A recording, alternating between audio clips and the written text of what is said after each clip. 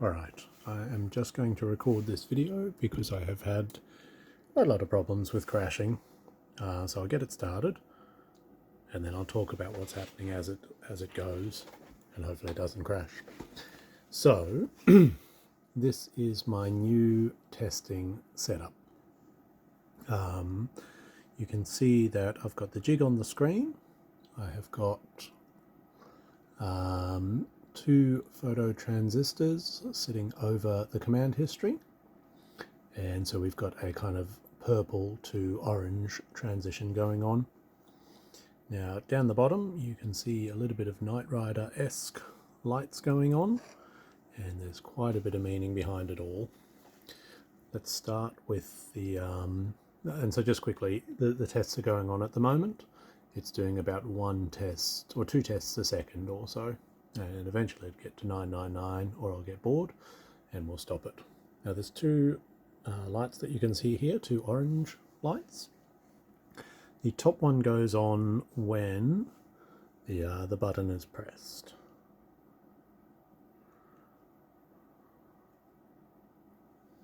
It would be better if the that's better. Top one go. Serious, man. It'd be better if it got out of the way. Right.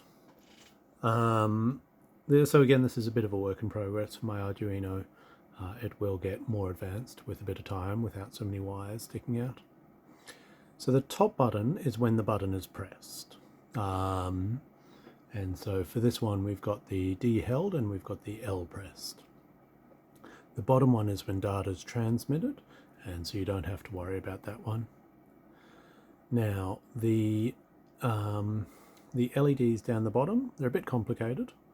Basically, the top one is going to be how bright it is. So, and it's the top two rows. The first rows is 10s, the second rows is 1s. So for example, if it had 3 dots on the top row and 2 dots on the bottom, or on the second row, that's 32. So the brightness is 32 and it's out of 128. The row under that will be the minimum brightness scene, the row under that will be the maximum brightness scene, or the pair of rows below that, the pair of rows below that again. It will then count up while it's going, and so you could potentially pause it at any point and see how many milliseconds has elapsed. Alright, since it started reading for inputs. Now, at any point, we can release, and it will tell me that it's averaging 86 milliseconds at the top of the screen and 88 milliseconds at the bottom of the screen. All right.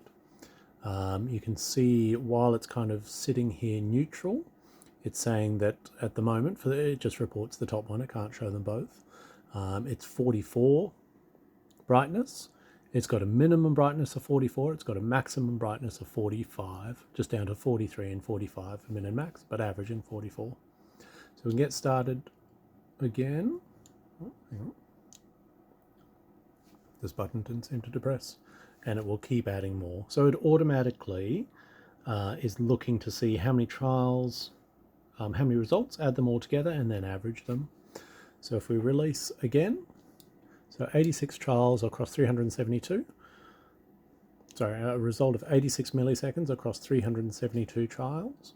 And I didn't see the next one. I've tried to get the timing so it doesn't take forever, but it's also slow enough that you can read it. So 86, 88 by 391, 392 trials. So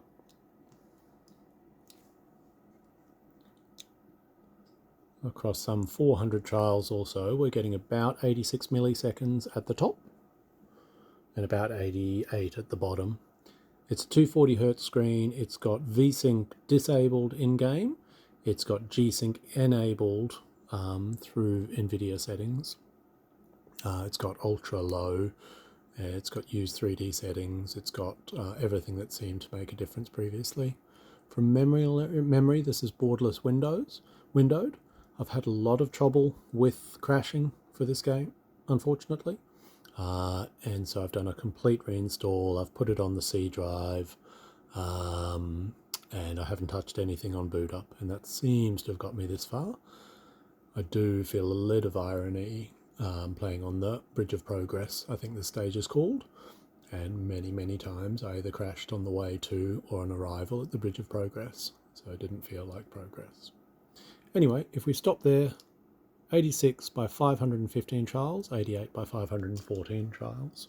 So there may well be some more settings to tinker, but at the moment the command history looks like it's about 86 and 88 milliseconds, so probably 85 at the top, 89 at the bottom, and anybody should be able to go through the footage, 60 hertz, 60 frames per second, and kind of scrub through and see whether that's the case for the animation as well. I'll leave it at that for tonight.